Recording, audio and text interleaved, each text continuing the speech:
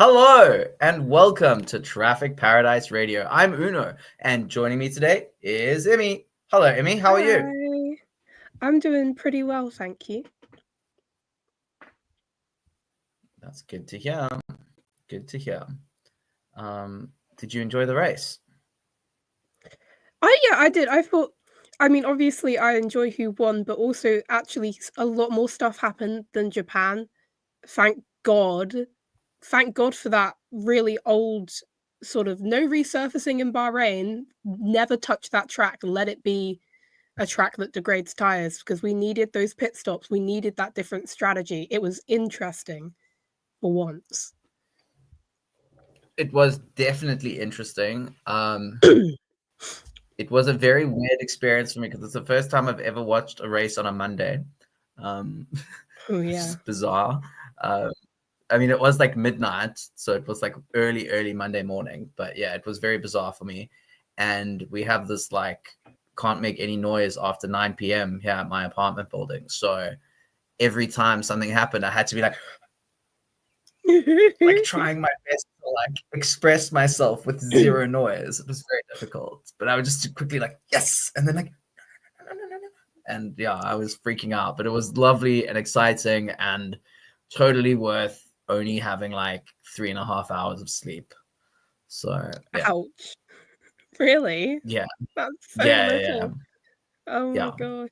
I think I finally because like I was buzzed after the race. So like I only fell asleep at like 3 o'clock and I had to be up at 6:30. So Ow.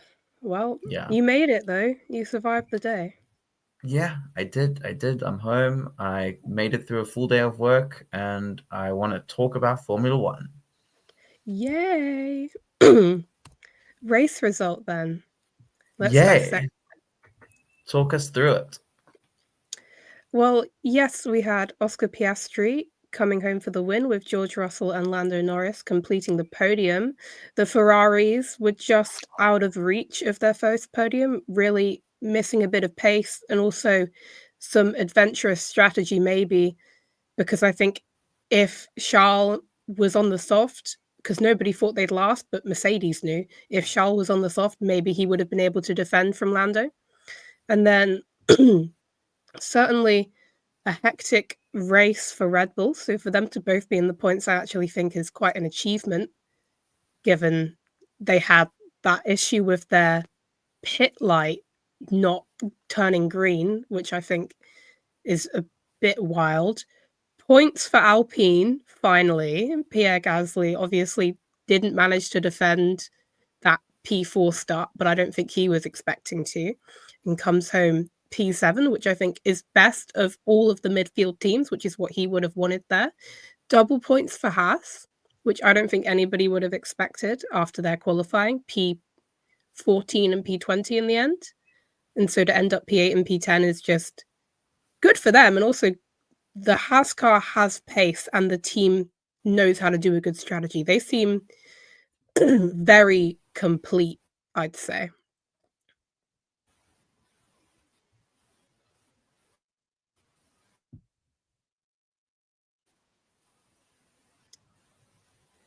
Okay. And Is mm, this happening again? oh, good lord. Okay. Okay. Well, I'm just gonna keep going then. Never ending. Never ending. Go for it. Yuki's come home for his first points at Red Bull, which I think is great for him. He definitely had more to show in qualifying. He really didn't put a representative lap time on the board. So I think he wasn't super happy with that, but still, that's the first Q3 for a Red Bull car this year. And the first points for a Red Bull car, second, obviously, Max has been there, and the first points for the second Red Bull car this year. So that's something to take from him. And it's what I think everybody who believed in Yuki thought would happen. Japan was him getting used to the car. And so this is more in the realms of where he can be with the car. And obviously, this time Red Bull was definitely the fourth fastest. So realistically for Yuki, P8 or P7 might have been the ceiling. So P9 here is really, really good, I think. Kimi I think Antonelli, it's, P11. can I Yeah. just jump in there? I think it's very concerning that this race, Red Bull was racing against Alpine and Haas. They couldn't touch the other teams. That's very, very scary. Yeah, I think something that comes with having a much harder to drive car is that the car is much less consistent across different tracks. Like Japan Mm. and Bahrain are very different tracks. So they excelled in Suzuka, and Bahrain does not work out for them in that same way. But I think this is more of the worst end of the spectrum. I don't think we're going to be seeing them like this every weekend. I think it definitely doesn't help their hopes of getting anywhere near a constructors or a drivers championship, that's for sure. Though Max is trying his hardest, but it's maybe one of the worst sort of tracks for them, hopefully. For them, I'd say. I hope so. Eliza's here. Yay. Hello, Eliza. Good seal morning to you too. Um, yeah, I think, yeah, I mean, we know the car's bad. It's well, I still think bad is the wrong word, but like for a front running team, it's bad compared to the rest of the grid. It's like it's essentially like a front of the midfield, back of the front runners kind of thing, you Yeah. know. And hello, Zeph. Good morning. And partly why they've brought Yuki in is to help fix it. You know, they mentioned his technical feedback being a big reason why they wanted to bring him in, because they know from that Abu Dhabi test and obviously from his time at Visa Cash App RB that his technical feedback is good. And I think you can see that in the way that in how good that VCARB is this year. It didn't really get to show it in Bahrain, in fairness. It's the first time that that car hasn't qualified in Q3, I think the whole year. And that's sad, obviously, for them. But I don't think it was a true reflection of that car's abilities, you know. I think they just kind of missed the step somewhere. But yeah, I think Yuki's feedback is key, and I'm very keen to see what like how long do you think it's going to take them to fix things? Like 5 races? Is that too Um, soon? Is that I mean, unreasonable? I'm pretty certain they have some upgrades in the pipeline, but I'm also weren't there supposed to be some for Bahrain? Because that didn't really pan out if there were, unless I'm misremembering. But there are upgrades in the pipeline, but obviously I don't think Yuki would have much influence over those since he's only just got here and he's still getting up to speed. I think, to be honest, they're sort of screwed for the whole year. Even if they figure out a way to become more competitive, to start fighting, like to not have such a disparity between tracks, they've still at least had that first sort of half or third of the year being so inconsistent that it's just a gap they can't really come back from. So, I mean, I'd hope they'd be able to fight at the front more. It would definitely make the season more interesting. But I don't know. They've been shooting themselves in the foot since 2023, not listening to Checo's feedback, and this is where they've ended up, I think. Yeah, yeah. I think it's definitely an eye opener for, well, I mean, we've spoken about this before, but like I hope it's an eye opener for Christian Horner's bosses, because he's ultimately the guy who's overseen this whole thing.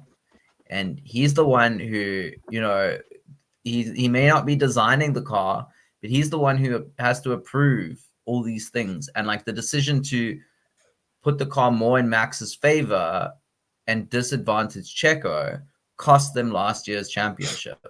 It just did, you know. I And mean, they went on that last trajectory, and now they have to go so far back. was the car even in Max's favor last year, or was it just that Max was able to drive around any of the issues? No, I mean, look, I, beginning of the year, the car was like great, you know, oh well, yeah, because but the car, even Checo could perform at the beginning of the year. yeah. So like, but then something happened, you know, they continued to develop in a certain direction, and now they've gone so far off track like to get back to it is going to take them a long time. But yeah, Yeah. I don't know. I'm hopeful. I'm hopeful that we can at least get like, even if it's like a towards the end of the year kind of resurgence, that'll give us like, I'm in two minds, because if the car is really good, that means Yuki has a chance at podiums and wins, and that's awesome. But it also means that Max has a chance at the drivers' championship, and I'm so tired of him. Like I just like, it's like I'm so over this. So like I'm quite happy to see like a McLaren shootout for the drivers' title. That's exciting to me.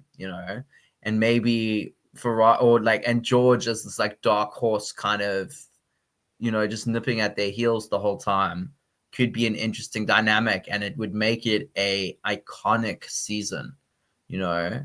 So yeah, like I'm all for it, as long as I get my Tsunodium at one point, I'll be happy. I don't care how else goes. Yeah.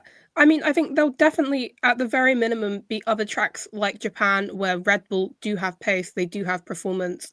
Obviously, some of that is Max being able to pull out those extra hundredths, but if Yuki can come to one of these tracks and it's not Japan where it's his first weekend in the car, I think he will have a much higher ceiling for race results. That's for Yeah, I sure. mean, we've seen that already, like at Bahrain, where he qualified way better than he did in Japan.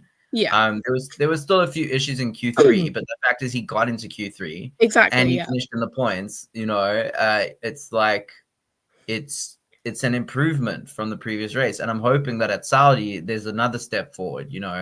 So Yeah. that like at least if he's like consistently in that top 8, I think there was the person out of sync or out of order.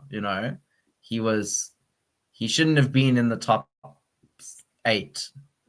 It should have been like Pierre and Esteban should have been 9th and 10th, and Antonelli and Yuki should have been 7th and 8th. But obviously with safety cars and tricky traffic and all those things, that didn't quite work out. But you kind of expect there to be a top 8 from those top 4 teams, Yeah. basically, unless one of them like DNFs or something, or has like a complete terrible race, But I don't think either Yuki or Antonelli had a bad race. I just Well, think, I think in Kimmy's case, I don't think he got a good start. He didn't help himself at all, but his strategy was kind of an abomination. Free stop with 2 sets of softs.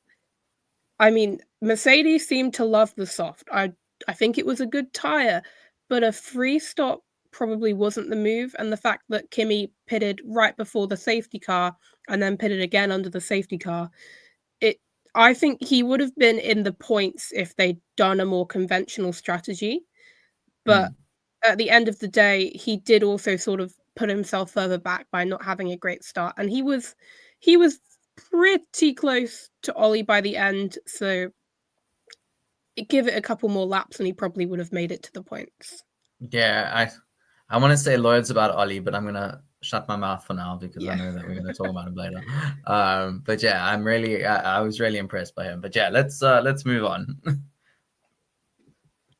So the drivers' standings, we were very, very close to a change for the championship lead, but Lando managed to get third, which held off Oscar for now. The gap is 3 points, which is 2 points more than it was last time, but it's a different person now.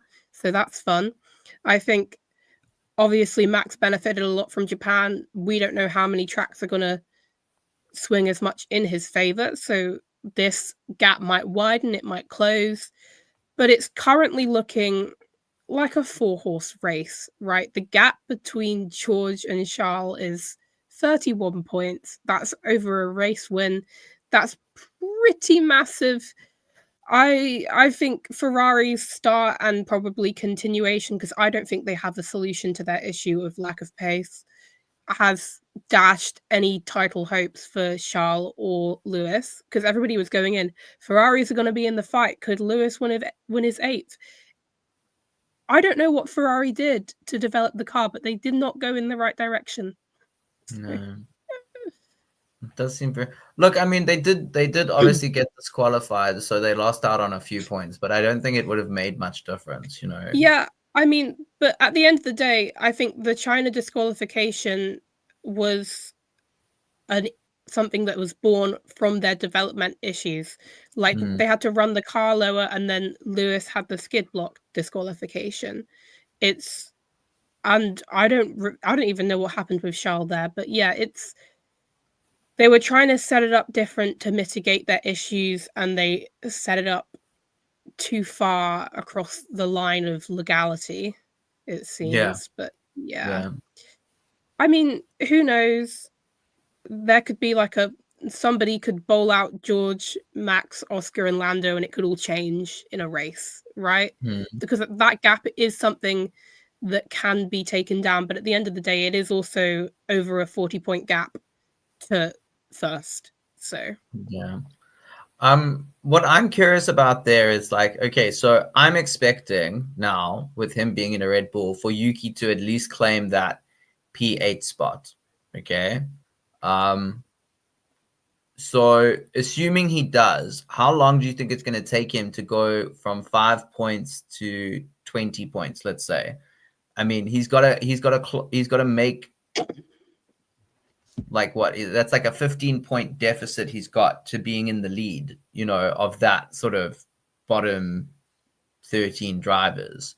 Uh, and obviously Albon, Ocon, Stroll, Gasly, Hulkenberg, Behrman, they can all pick up points over the coming few races too. So like how long yeah, do we think it's going to take Yuki to get into that top 8 if indeed he can? I mean, I think the thing about Yuki is in a Red Bull now, he's expected to pick up points every race, right? If he continues with his form, I don't think we can expect like a P45 from him straight away. I don't know. It depends on the track. It depends on the car performance. But he's going to be there in the sort of maybe picking up 6 points, 4 points. Every Mm, race should be where he is. Because, I mean, he didn't extract everything from qualifying. We know he could have started higher, right? And the thing about drivers like Alex and Esteban and Lance and Pierre and Nico is they're in cars where they're not picking up points every race. Like yeah, definitely Alex not didn't, Nico. yeah, Nico hasn't scored since Australia, and that was definitely maybe something that wouldn't have happened without the rain. But he did Mm, do a good job. I won't discredit that. But yeah, mm, like Alex didn't score this weekend. Lance hasn't scored in 2 weekends. Nico hasn't scored since Australia. Um, this is, I mean, we could see him jumping like 3, 4 places next weekend, given he's on 5 and Pierre and Nico and Ollie are all on 6 points. yeah. I don't think it will take him too many weekends. Obviously, I would expect maybe Alex and Esteban to be a bit harder to clear because it seems like the Haas and the Williams are the two midfield teams that are constantly sort of up there fighting for those last points positions. But it takes a good weekend, and then I'm sure he'll be up there. Yeah. Going to be interesting to watch, see how that all unfolds. Because I want to see him racing with like the top teams now, racing against, because he's still fighting Yeah, in the midfield, which is frustrating. But I mean, in fairness, Max was also fighting in the midfield this weekend. So yeah. Red Bull was just a midfield car. yeah, shocking. Yeah, Yeah. Okay. Shall we move along? Unless there's yeah. something else you want to talk Well, about. I would like to touch on. We still have 4 drivers yet to get off the mark, and I think the 2 rookies or 3 rookies, Liam and Jack and Gabriel. Um, Gabriel is just in a sticky situation with a sort of bad car, and I think Nico's points. Like I said, it was a good performance, but it was also rain and luck and the first race, right? And he has more Hmm. experience. Jack was close this weekend to points. He was running up there like P8, P9 for most Jack of the was race. good for a Yeah, lot of this race. he was He good. was The keeping he safety was keeping car, Yuki he was keeping Yuki behind him. He was doing really good, and then just something happened at the end. yeah, the safety car screwed him over. He didn't have new softs. Everybody behind him who he'd been keeping back, they were bunched up behind him, like 6 of them all had new softs. Mm, And then he didn't have the sort of tire delta. He couldn't defend and he slipped back. And it sucks. It's pretty bitter for him, but at the same time, it is pretty strong progress. He was up there, and to the team for now, at least I'd hope to the team that they'd be fair to him. This is progress in the right direction. It is good performance. It didn't work out for him, but it really wasn't his fault. So I think he can take a lot of positives from the weekend, even though it doesn't seem very positive right now. Liam, on the other hand, maybe hasn't been adjusting to the VCARB as well as everybody there would have hoped. I think qualifying, maybe we can write that off because he had a DRS issue. That wasn't his fault, right? But who knows? I don't think, I mean, given Isaac wasn't even out of Q2, Q2 would have been his ceiling. And then it was just a scrappy race all around for him. I think 15 seconds worth of penalty.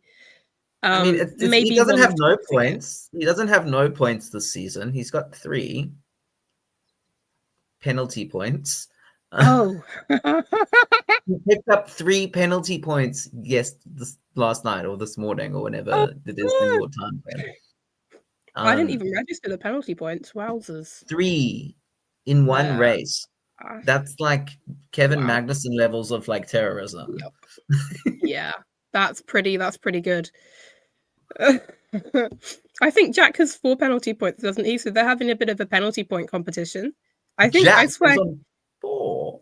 I'm pretty certain he picked up 4 in China. He kept like forcing people off. Oh, okay. Interesting. So we're gonna have does Liam make it past the season in F1? Zeph wants to know. Ooh. That's a good question. I think, to be honest, I don't know, because Red Bull's really harsh, but also Christian was, I think, investing really hard in Liam.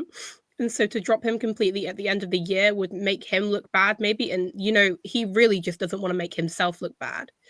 But at the same time, I don't think we can judge Liam solely off of these 2 weekends because it's been a bit of an emotional roller coaster for him, I think, to go from the top team and be demoted in such sort of an embarrassing fashion because it was, you know, and I feel for him, and I'd imagine that maybe you couldn't get up to speed when you're still sort of reeling because he had like a week not even to process it, and then he was in the car, and it's been the second weekend of a triple header. But I do think he is, and you know, just comparing their stints in VCARB, Liam is performing worse than Yuki. Liam is currently performing worse than Isaac.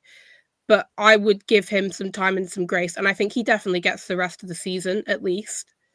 And hopefully he can sort of pull out some good races and prove his worth. But I don't know. I think if you're Liam, I think his stocks probably aren't very good, but I would try to get out of VCARB and go somewhere else because once you've been dropped from the main team, nobody's come back from the main team to VCARB back to the main team. It hasn't happened. It's a dead end. Pierre tried, and he was doing really well in 2021. Pierre won a race, and they still wouldn't let him back in. Yeah, right? Exactly. That's like dragging that AlphaTauri to places it shouldn't have been, and he wasn't let back. So it's a dead end now. It's a dead end, and so I think I just feel like it's conditional for Liam. I think obviously like there's 3 points I think that are important. Obviously, like he needs to do well. Okay, I think that's just an expected condition. You know, if he's lost in every race and he doesn't get any points in the season, then yeah, obviously they're going to drop him. You know, but I think it also depends on whether or not they keep Yuki at the end of the year. If Yuki can prove that he's an asset to the team, then he's going to be there with Max. And also if they can keep Max. You know, that's like there's point. All these, but then I think the final condition is like, how does Arvid Lindblad do? If he has a stellar season, then you're going to see they're going to want to push him into the junior team. Yeah, I mean, question though, Pepe Marti's kind of doing better right now, and he's also a Red Bull junior. Do they put all their eggs? Have you ever heard Helmut Marko or Christian Horner speak about Pepe Martin? I mean, no, right? But also, Arvid, I mean, he's not had the best start. It's been 2 weekends. I don't think you can judge it exactly yet.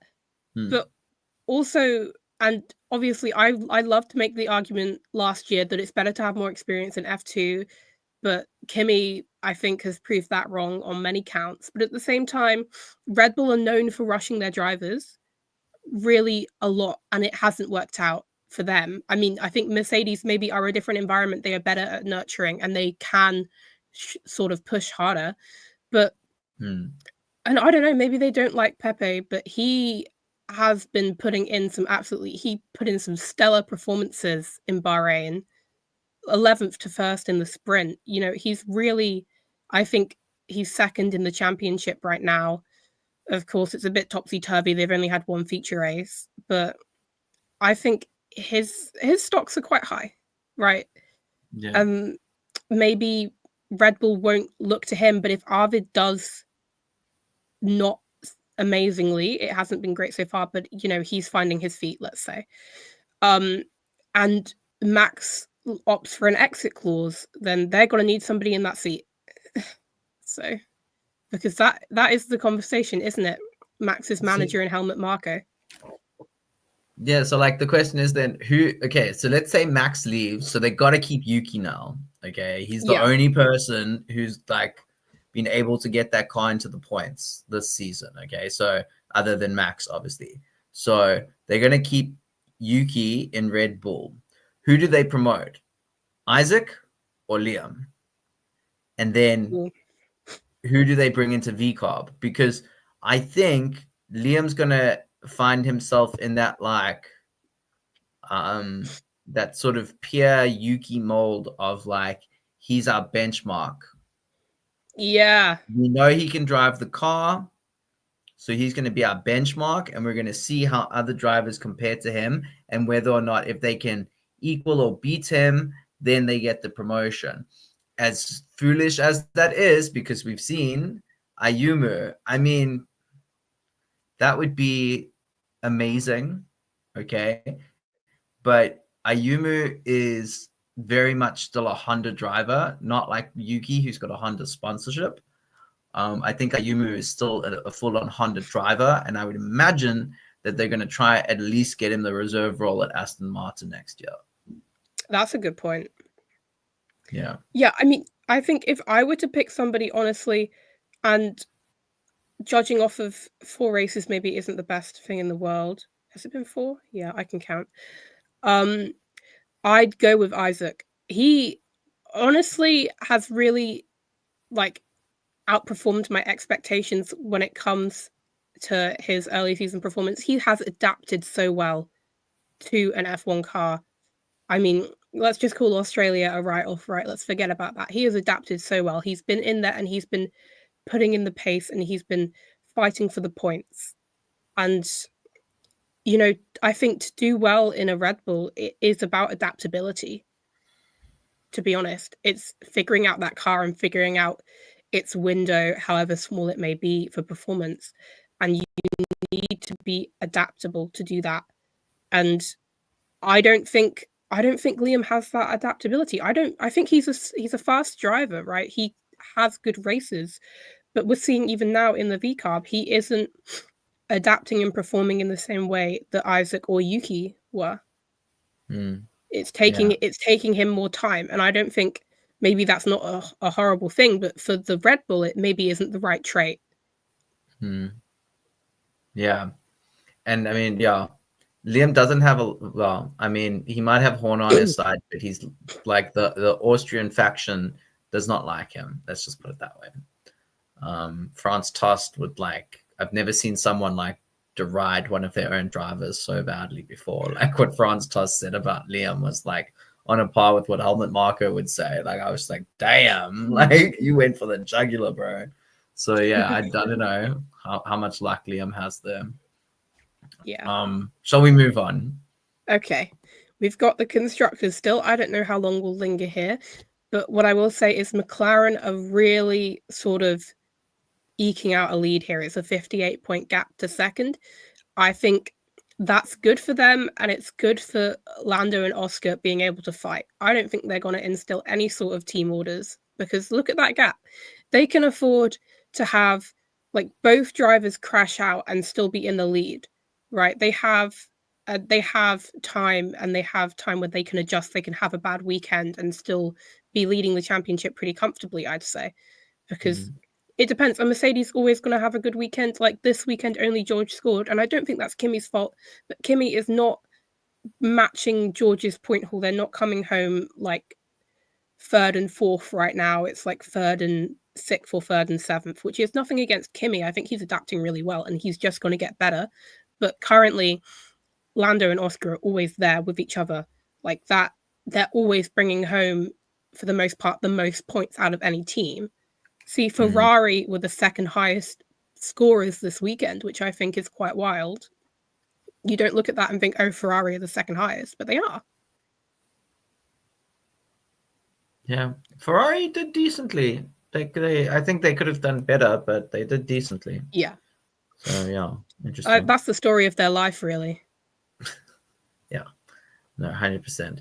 Yeah, I just think, yeah, I mean, look, that like plus 10 for Red Bull looks really sad, but I think it was possibly like maybe they could have had like a plus 12. Yeah. You know, maybe. But yeah, I just think like I mean they did kind of screw over their drivers with the pit stops. There were multiple issues with the pit light and then the wheel gun and just yeah. A messy pit stop weekend for Red Bull, that's for sure. I don't know if we've ever seen anything so bad. And it's the fact they had the overhead light, and then they had a separate handheld one, and they were both malfunctioning. It's like they got out a second light to fix the issue, and it was also broken. So like I don't know how many of the older races you've ever watched, but they used to have a literal lollipop man. Yeah. Just had a little, it said stop, and then you flip it around, it was green, and then you knew you could go. And it was just like they'll be bringing a lollipop man to the next race just in case. I don't even know if it's legal to use them anymore. Probably not, to be honest. But it was like one of the most dangerous jobs in Formula One, because they sometimes would get taken out as like the guy accelerated. He'd be a bit too eager to get going and like, knock the guy over. Okay. So is it finally time for Paradise and Purgatory of the week? It is. We only got sidetracked for half an hour. That's crazy, but it's good that we have things to talk about. We had nothing to talk about at Suzuka. And somehow we talked for an hour and 15 minutes. But like, did we like actually talk about the race? I don't think so. Probably no. I think we talked about like the larger narratives. Yeah. So Paradise and Purgatory. Let's get started with Purgatory, and Immy, you can get us going. Who are you sending to Purgatory this week? I've gone with Mercedes. And I mentioned it before. It's their strategy with Kimmy was just, I don't know anybody else that did a free stop in that race. I think that was just when I saw them putting on a set of softs, and there were like, I don't know, over half the race distance left. Kimmy on softs? He's got so long to go. It was just, out of every tire they could have chose, and they like the softs. Obviously, the Mercedes car liked the softs. That was good for them, but I just think the softs weren't gonna outdrive a free stop there. And I think the safety car screwed them over a bit. Maybe it would have worked out better, but it ruined Kimmy's race a bit. And I don't know how much of this is Mercedes' fault, but George's car was just falling apart by the end of that, basically. Yeah. That was questionable. But yeah. Yeah. I do wonder with George's car, because there was the issues with the live timing. There was issues with his car being picked up. I do wonder if there was like something causing all the electronics to go glitchy. Like I heard it was a transponder issue, but that also would be like one thing. But yeah, because like it's weird that it happened to George and to like the live timings, and like there were just weird things happening like with the electronics of the race. And I do wonder if there was like an overall cause from that, or if it's just coincidental. I think the live timings were breaking because George's sort of timings kept breaking, and that sort of was that. But it's the fact, like, 12 different things were going wrong with George's car, and I feel like maybe one thing caused the other, which caused the other, which caused the other, or it just all happened at the same time. I don't know. But yeah, it's very weird though. Very weird. And he was also having brake issues at the same time. He's very lucky he got away with without getting a penalty, because like theoretically he should have gotten one, but like I think they understood it wasn't an intentional act. See, George was smart there when he opened that DRS for, I think, what was 200ths of a second. He then, or it gave him a boost of 200ths of a second. He then lifted in the next corner and he lost like 2 tenths, almost 3 tenths. So he instantly sort of like gave up any sporting advantage, which was, I think, really quick thinking, right? Because although Mercedes were going to argue like hell, the fact that in the telemetry, it showed that he'd instantly sort of lost any advantage he could have theoretically gained. It meant there's no point in giving him a penalty, because he in fact put himself at like a 2/10 disadvantage in the next corner. So yeah. I think that was a smart thing to do, to get out of a penalty, and I am happy he didn't get one, because I'd already made the graphics with the sort of premonition that he wouldn't. Yeah, I don't know if I completely agree with you sending Merc to purgatory. I think there were worse front runner cars, there were worse midfield cars. Like alternatively, I'd send Carlos.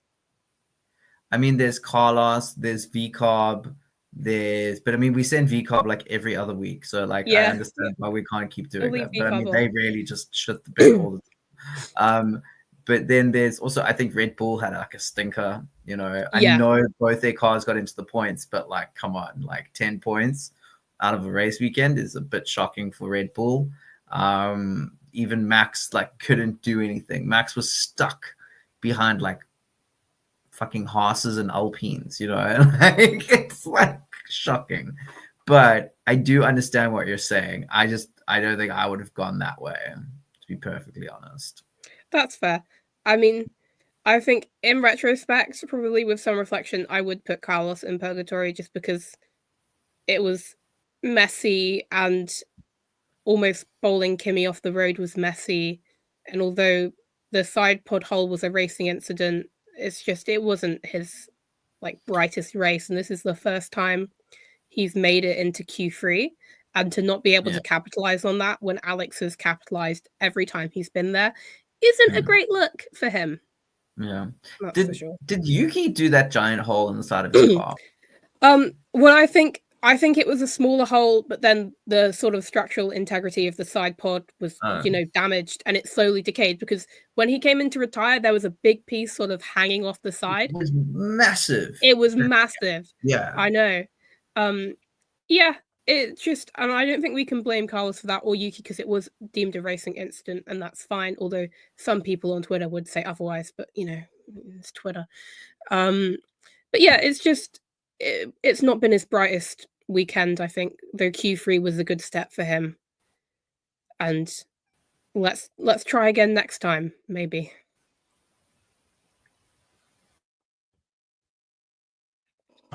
Am I back? Yes. Fuck. Okay. Do your purgatory quickly before you get swallowed by the void again.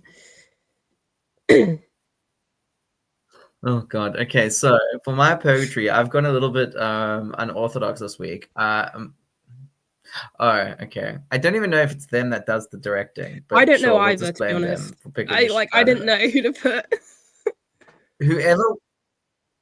Whoever was in charge of the decision to focus on Lando and George racing against each other at the end, when Oscar Piastri was taking the checkered flag, is an idiot. Like, I cannot emphasize that enough. First of all, Lando never served his penalty, right? No, he did. So he got the 5-second penalty got added to him at the end of the race, correct? No.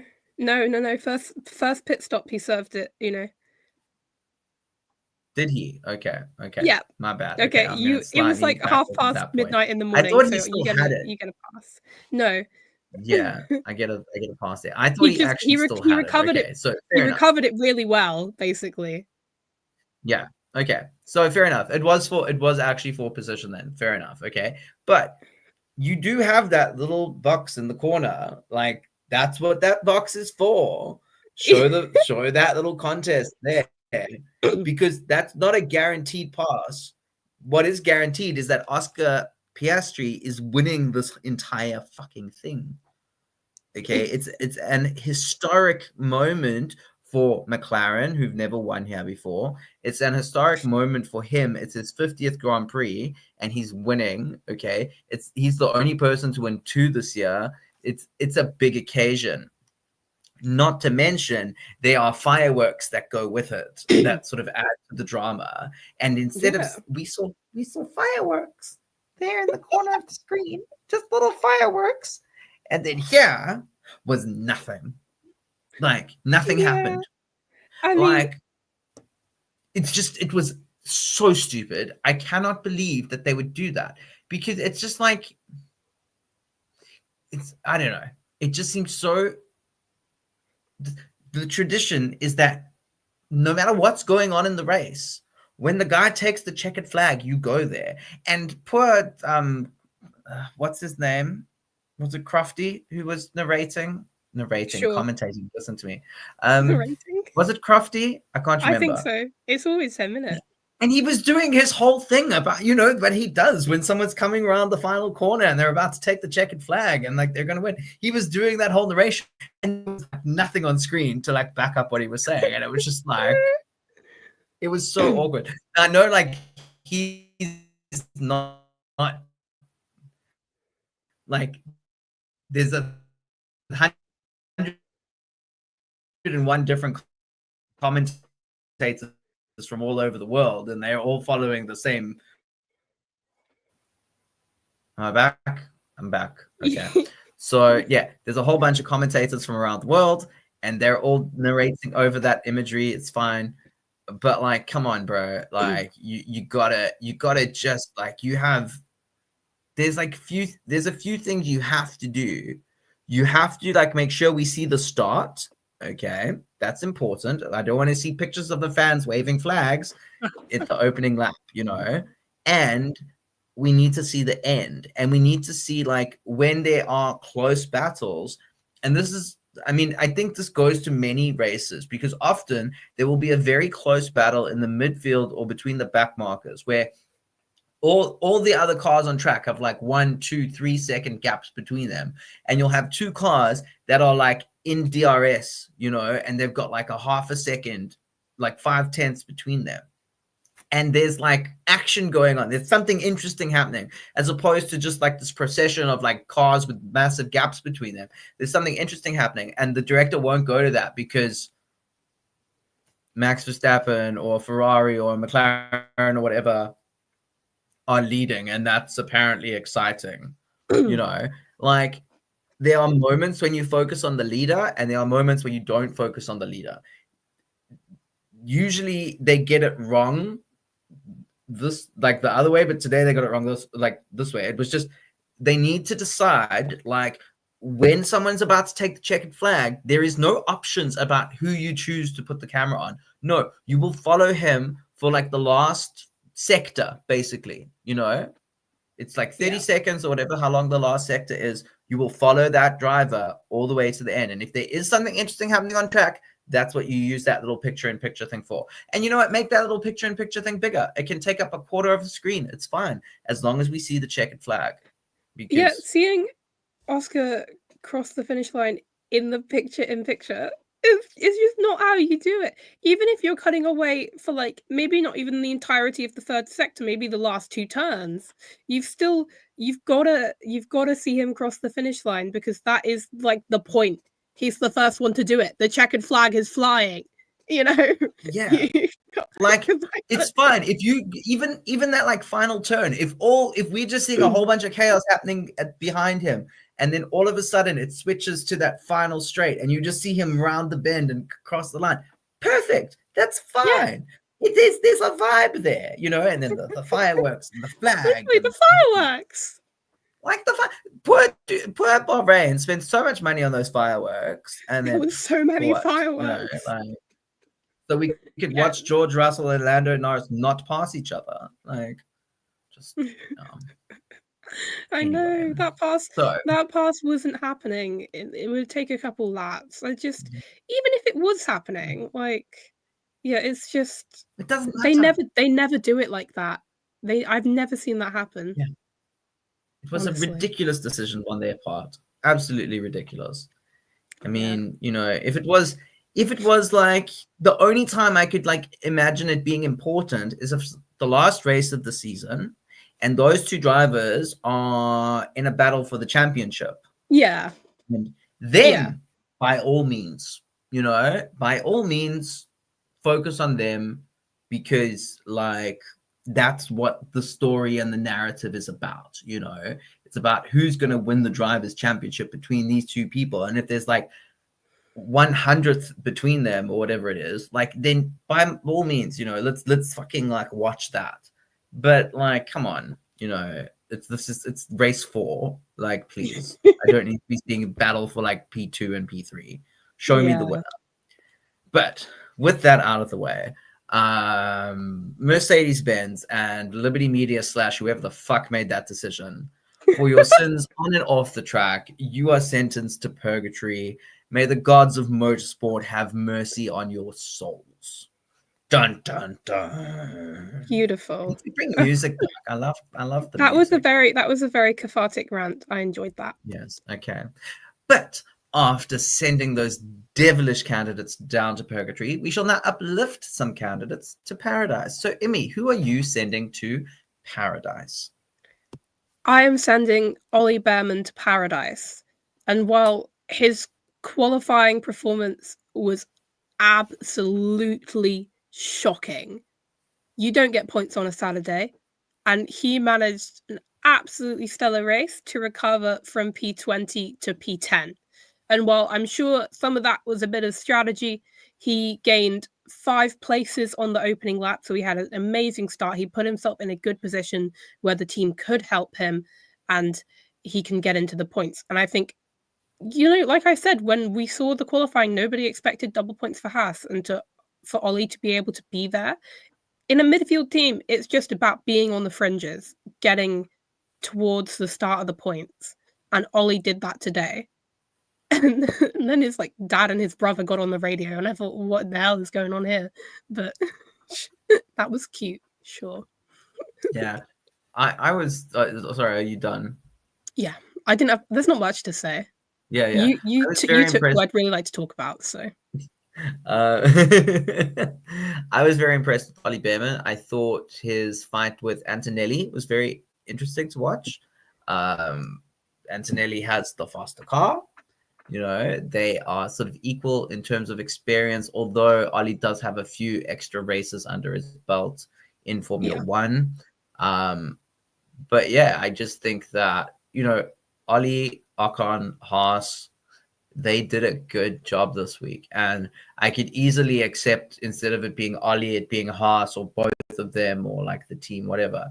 Like, because I just think they really did, when a lot of teams dropped the ball, they showed up. And as you say, like, they didn't qualify amazingly, but they made it work. And a race like what we saw yesterday, or you know, it's all about making those crucial strategic decisions.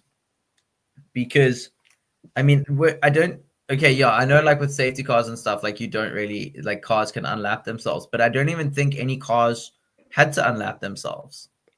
No, I don't think anyone got lapped.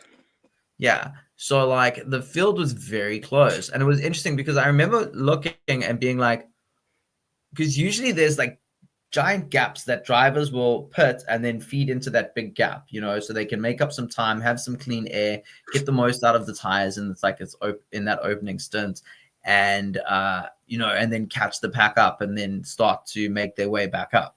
And hopefully by then people ahead of them have pitted and it's sort of they get shuffled back into the points.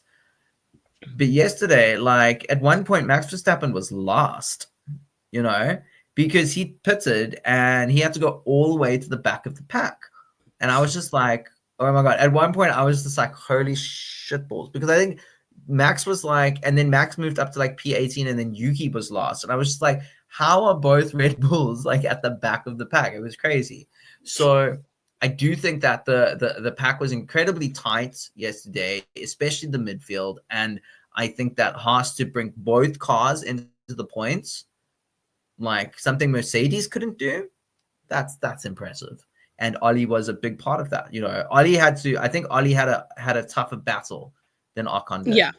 And maybe I'm saying that just because the cameras focused more on Ollie, maybe Ocon was doing some amazing shit and we just didn't see it. But like for me, like he definitely was the star, even though Ocon got more points than him, Well, so I think both of them were stars. I think Ocon obviously did a great job, but he also gave a lot of praise to his strategy team. They did an amazing undercut, I think, at the first pit stop, and that helped him a lot because being able to basically overtake off track, it saves you a lot of time. You don't have to make those moves. You can spend more time trying to fight further up. So that helped him. I think, yeah, given where Ollie was, the fact he did a lot of that work on the opening lap, he really sort of gained there, and that was him, that was skill.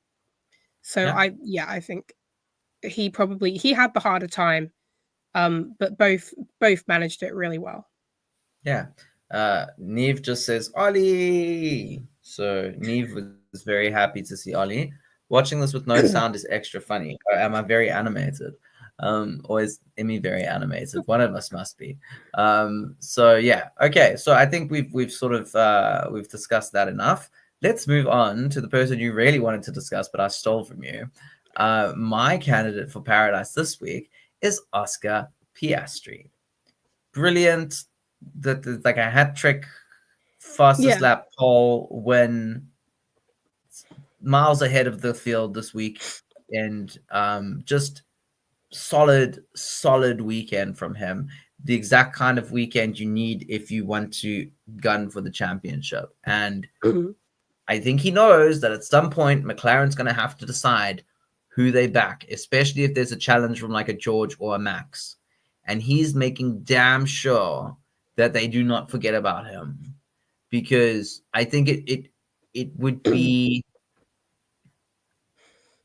I think, expected that they would back Lando, but they can't do that when he's this close. They can't do it when Oscar is this close to Lando. And like, in a way, I kind of feel bad for Lando, like I think he's like a little bit like, it seems a bit unfair, like he put all the hard work into getting that team up to scratch and like doing the technical feedback, helping with development to get this car to where it is today. But like, you still got to beat your teammates. That's part of Formula One, And at the moment, like, he might be ahead in points, but like, is he really beating Oscar? That's I think a worthy debate to have. And I'm sure Oscar's very happy. I'm sure Mark Webber is very happy. Skeletor has okay. Am I back? Did you just call him Skeletor? I think I'm back. Yes, always Skeletor. Oh my God. Yes. He looks, it's just, it's like that. There's like a nice jawline, and then there's just like, that's too much jawline, bro. Like, just come on. Okay. So I will say, I think I disagree with you about McLaren having to pick someone to back. I don't think they're going to back someone unless one of them is mathematically out, because they have such a already like almost a 60-point gap in the constructors, and it's been 4 races. How many times, if you say you let them fight with each other, how many times are they going to crash each other out? I don't think if it's going to happen, it's not going to happen more than once. I think they've got a gap. I think both Lando and Oscar are going to be in this for the long haul, and I think they've got a gap in the constructors where, as a team, they aren't harmed by letting them fight, and they aren't harmed by not backing somebody over somebody else. Absolutely, they do have that advantage, but we don't know how the other teams are going to develop. And let's say like That's Red true. Bull take a step forward and Merc take a step forward. We know that Yuki is going to be very like, he will be told, you do not take points away from Max. Okay. So even if Yuki does manage to get ahead of Max, we know he'll give up position. Okay. Although they've said as much that they wouldn't, we all know that that's not going to happen. Okay. There's no way that Merck is going to let Antonelli take points off of Russell. Okay. So you've got two drivers in two competing teams that basically will always get the lion's share of points from their team. And then you've got these two drivers duking it out amongst each other. Throw in a random Ferrari victory or like some sort of a couple of podiums for like Haas or Alpine, and all of a sudden you've got this like dynamic where McLaren aren't getting all the points that they were at the beginning of the season. And then there starts to be this like decision like, okay, we got to back one of these and we got to use the other guy's defense. So we can protect our constructors championship, yes, but also the drivers championship. Because I think they realized that they did mess up last year and Lando could very easily have won that drivers championship. Not easily. I think easily is the wrong word. There was a chance for him to win it if they had made some strategic calls. It would have changed the momentum of the whole thing.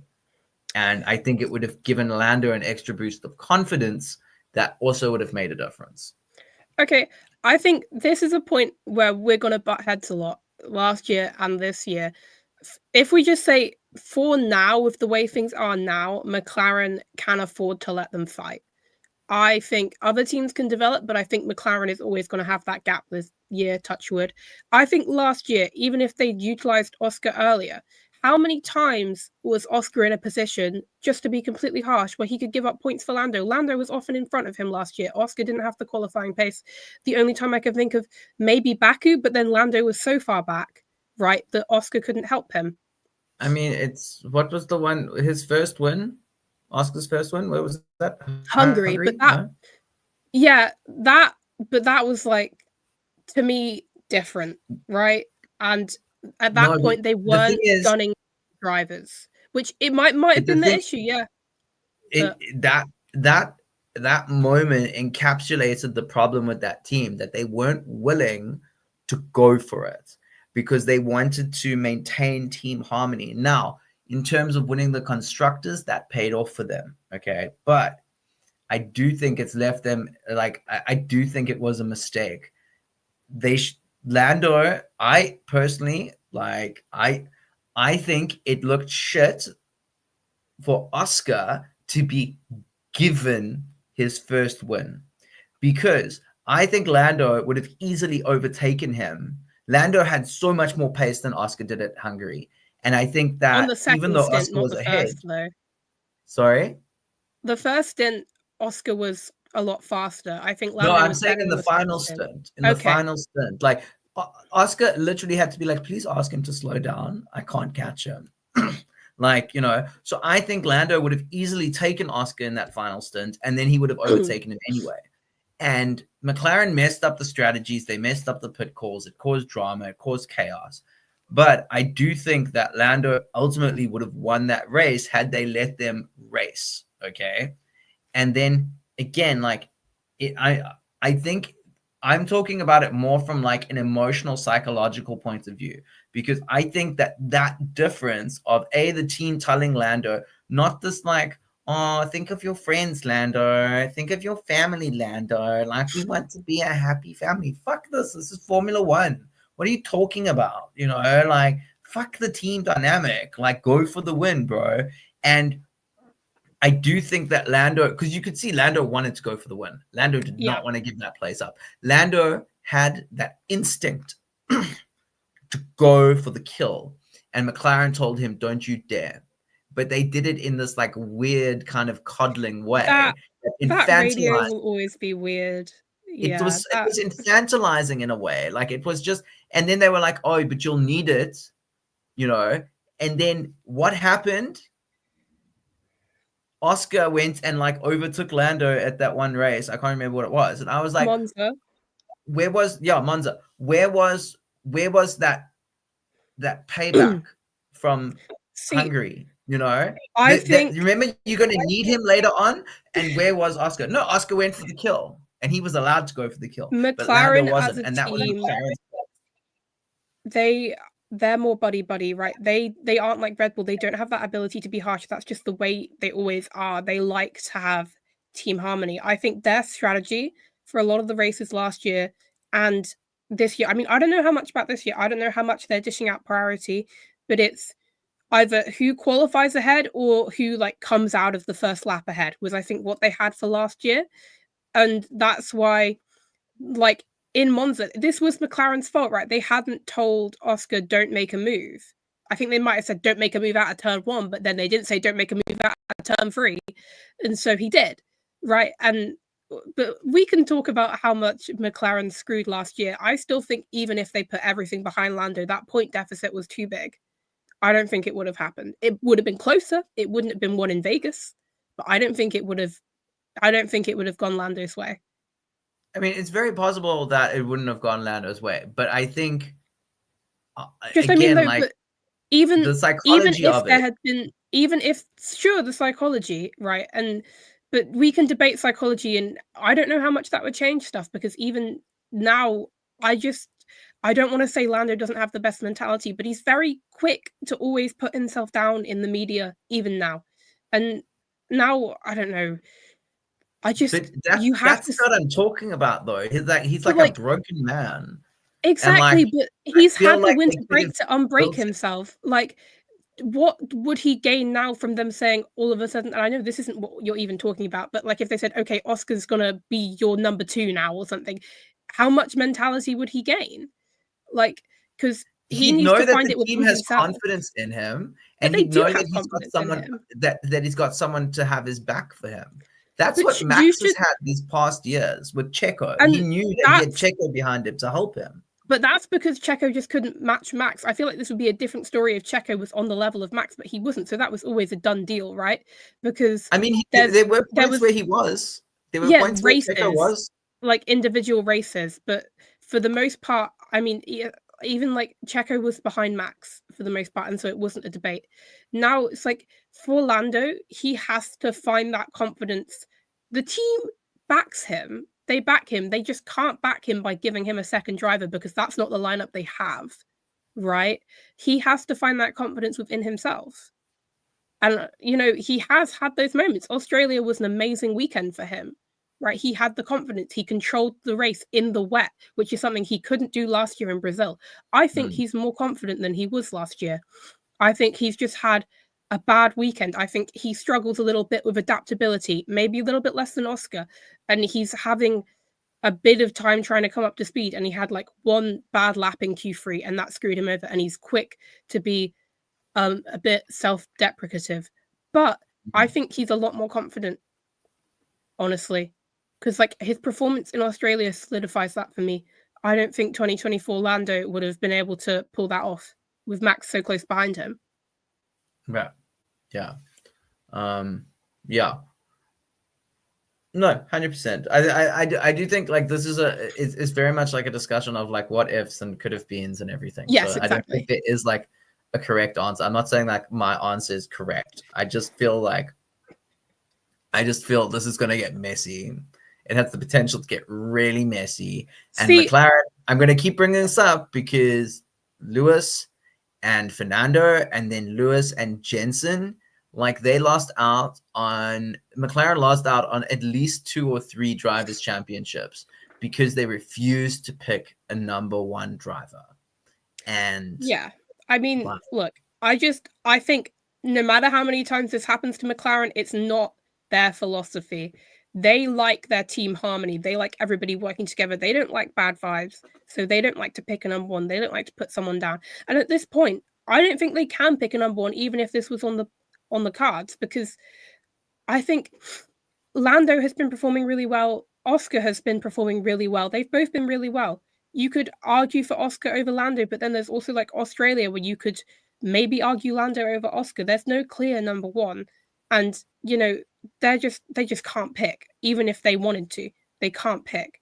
But I think what they do for the most part, I don't know if I'm making this up or not, but whoever qualifies ahead gets preferential strategy, right? I feel like that's pretty normal. But Yeah, well, usually drivers will pick their own strategy. You know, they'll talk with their race engineer and they'll be like, what's our strategy? You know, I yeah, don't think it's, and then if they both end up on the same strategy, so be it, you know. But I think when it comes time to deciding like who gets to pit first, it's about who's ahead.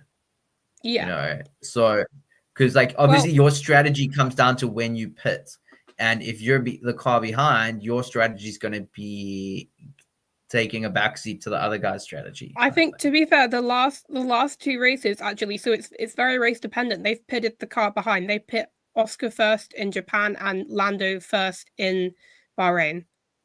So Yeah, but that might have not been the beneficial time. You know, it's that's undercuts or true. overcut. Yeah, So they'll look at what is the most beneficial way to do this.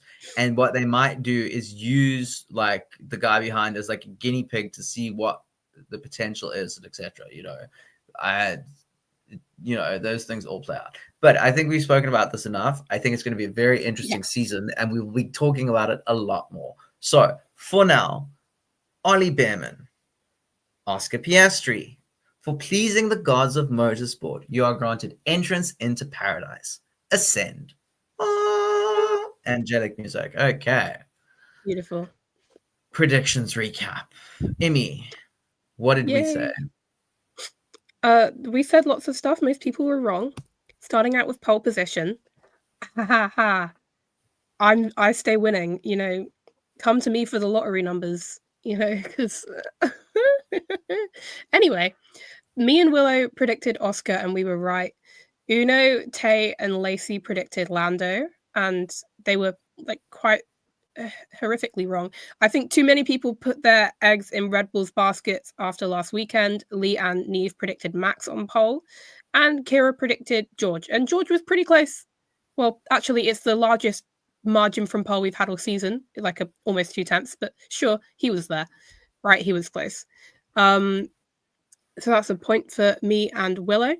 I really hope nobody predicted the podium in the wrong order because I just remembered that I didn't even look at that. Podium. I know I didn't. Okay, let's hope. Podium positions now. Nobody's been doing very well. Only Lee was correct here with Lando.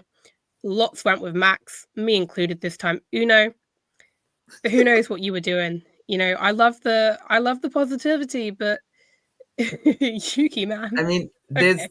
my wild card explains why I said what I said, in fairness. Like, Oh, I right, wasn't yeah. like, oh, Red Bull are It just just going to dominate this weekend. even Like, if the McLarens were to crash out, what that would have put Yuki 7th. yes, but I didn't know that the Red Bulls would be this bad this weekend. I didn't think they would dominate, but I didn't think they would be this bad. But also, my thinking was they would be like red flags, or like, and someone might have pitted, and then people would have taken advantage, and there would have been like a shuffling Sure. of the pack. That was Like a my whole Brazil. theory. Yes, exactly. It was like a Brazil, but in the desert with no A rain. Brazil with no rain. Yes. Yeah. So only Lee gained the point there for Lando. Well And done. then second place on the podium. Yeah, I don't think anybody got right podium order. Well, maybe no. Ooh.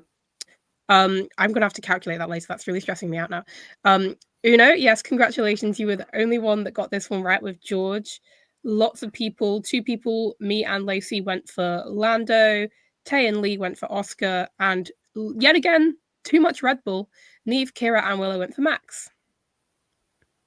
Okay, here we go. And then first place, me and Neve and Lacey got that one correct with Oscar. Yet again, too much Red Bull. Are we noticing a theme? I think we are. I fear people got a bit too excited after Japan. Uno and Lee predicted Max. That was wrong. And Kira and Tay and Willow predicted Lando. Always the solid one. He did it to himself in qualifying, though, unfortunately. Yeah. And so, yeah, I don't think anybody got right. Can you go back 2 slides? So Here. Kira predicted George and Neve predicted George. Okay, go forward. No one got the full set. Oh, nice. That's good, because I really forgot to check. Thank God for that. Okay. Neve and says, "Oh my God, I got one right." Yes, you did, Neve. Congratulations. Yeah, a lot of people got one right. And that was pretty much the most. Wildcard predictions. I predicted Alpine points. And you know what? Like I said, I can give you the lottery numbers next week if you want. Hit me up on Twitter. I will tell you them. Don't actually do that. And then Uno predicted red flag stuff. There was no red flag. There was a safety car. It was a weird safety car, but no red flag. Kira predicted that Yuki would finish above both V Cubs, and he did. And Tay predicted Yoints, and he did get points. Lee predicted Isaac points, which I think has been pretty solid. It unfortunately was not V Cubs weekend. Neve predicted a shock Q1 exit, and that didn't happen. And Lacey predicted, I think, Yuki in the top 5, which was ambitious. And then Willow predicted double half points, and we got those.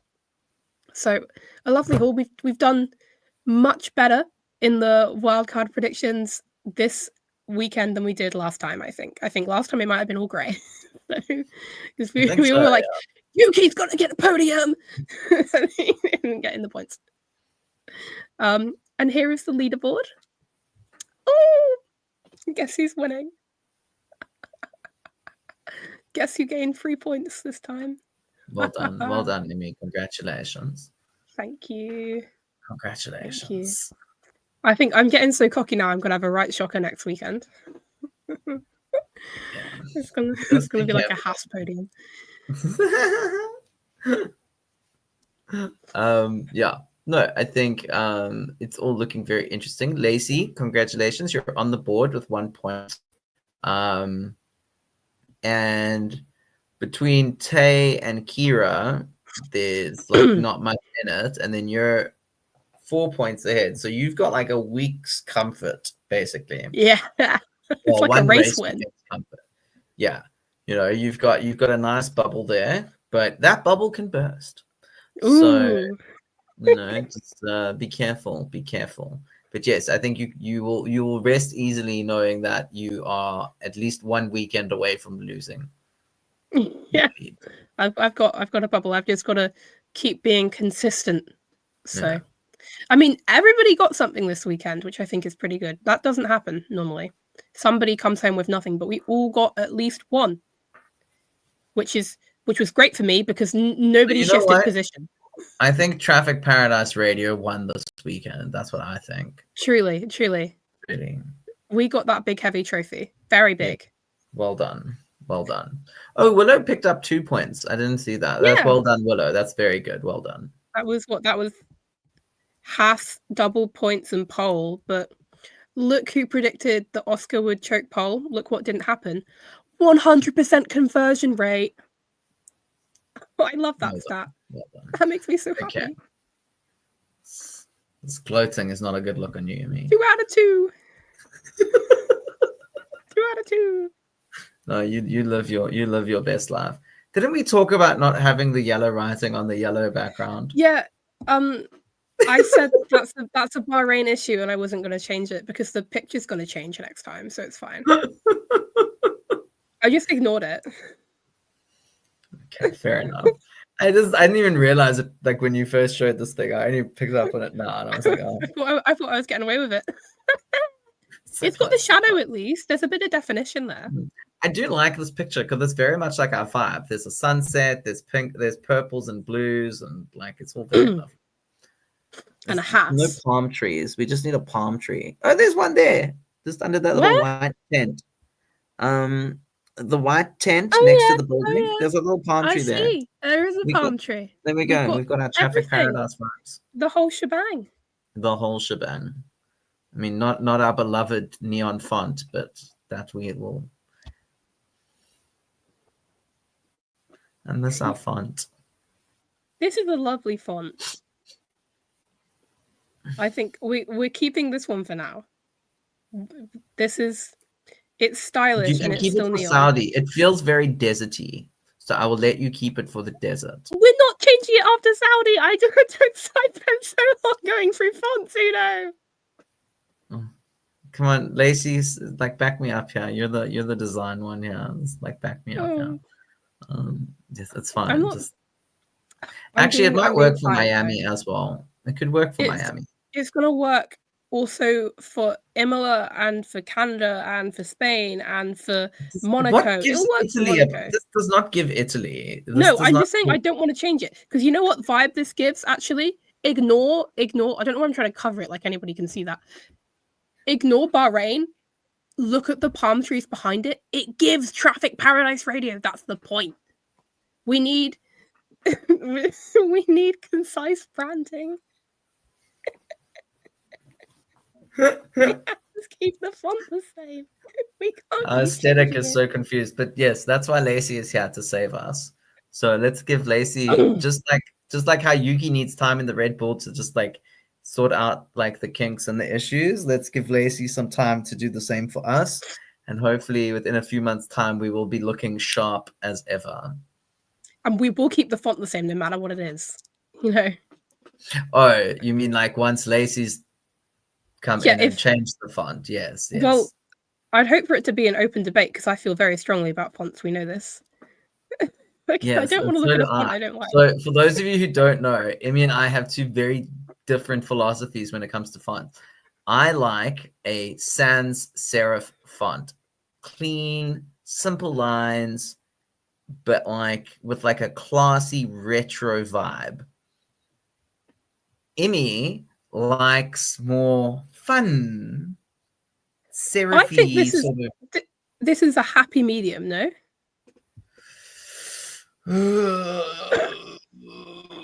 I don't hate this one. I'm going to be honest. I don't hate it. I don't hate it. Reaction I've had. It just, yeah, it doesn't, this one doesn't spark joy. Dude. But that's okay. It doesn't have to. Yeah, okay. We have to give it a bit though, because I did just go through and change all the fonts on everything. So yes. You can have Saudi and Miami at the very least. And please come to me with your font suggestions so I can go, wow, these all look really horrific and ugly. That's going to be great. Like, you don't understand. I came to Immy with like so many fonts. She was just like, no. You know, this used to be so much easier when I was in charge of graphics because then I just got to decide. I was like, I changed the font, guys. Now Immy does that, and I'm like, I feel powerless. It's about the vibe of Traffic Paradise Radio, right? It's retro and palm trees and a bit beachy. So you want the font to feel a bit like free and interesting, you know, at least for the title card font, right? Like this. If I whipped out like, I don't know, Times New Roman, you know, it's not gonna look very good. I think Lacey actually really likes Times New Roman. I remember her talking about it, being like, oh my god, I love this font. And I was just like, sorry, as a child who grew up with like old school like Windows computers, like Times New Roman. Is it gonna turn into a freeway font battle? Yeah, no, there's gonna be some interesting debates happening, but I'm sure that at the end of it we will come out with a beautiful aesthetic. But that's not why you listen to us. You listen to us for Formula One stuff. So I would just like to say, please tune in again. When are we recording? See, that's such a good question. Wednesday, yes, probably Wednesday. I'm not sure on the time yet. Wednesday or Thursday? It might be Thursday. Yeah, I don't know. Because I really want to get Kira to join. So yeah, absolutely. She's back now, so she should be able to. Yes. So yeah, tune in the next one, whenever that may be, sometime within the next couple days. You can you know what you can do? You can follow our Twitter to find out. Yeah, and you can join us on Discord. Subscribe, yeah, but I never put stuff in the notification channel because I always forget. You can go on Discord and you can say, "Hey, when's the next episode?" And one of us will see the notification and we'll come answer. But also, yeah, you can subscribe to our YouTube channel, and that way you'll be notified when we go I live. scheduled this stream last night and I only tweeted about it this morning. So, you get the first scoop. Look at that. How lucky. And I completely forgot about tweeting it. So I tweeted it when we were already live.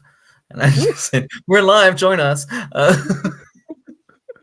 So, whoopsie. But yes, this has been a lovely episode. I cannot wait to see what happens in Saudi Arabia. That's a joke because I will be asleep when that's on, because that starts at 2 a.m. Are you not staying up for it? At 2 a.m. I have work. Like, actually, I need to check my schedule. Maybe I don't. This is what I do whenever there's something at like 2 a.m. I'll go to sleep at like 9. I'll sleep for like 4 or 5 hours, and then I'll wake up, I'll watch it, and then I'll go back to sleep for another hour. If I can manage that, I will do that. If I can, I will do that. It just horrors for the sleep schedule, but it works. Yeah. I mean, there's nothing I can do from 9 o'clock anyway, so like I might as well just sleep. Yeah, you might as well just like get to bed early. Yeah, no, fair point. We'll see how it goes. Tune in next week to find out whether or not I actually watch the Grand Prix or if I just watch the YouTube highlights afterwards. If you don't watch it, I bet Yuki's going to get a podium. It's like when you've slept through Brazil qualifying. I know. I'm like, is it? Wouldn't that be like the greatest sacrifice I could make for Yuki? Would be to miss this race, and then knowing that will give him good luck. Yeah, that could be true. That's what a true fan would do. So on that bombshell, I'm going to just say it, even though I always try and stop myself from saying it. Boom. On that mic drop moment. Oh, there we go. That's so much better. I don't sound like Jeremy Clarkson now. Oh, no. I hate him so much. Okay, so thank you for tuning into Traffic Paradise Radio. The road out of Bahrain is finally clear. So we'll see you on the road to Saudi Arabia.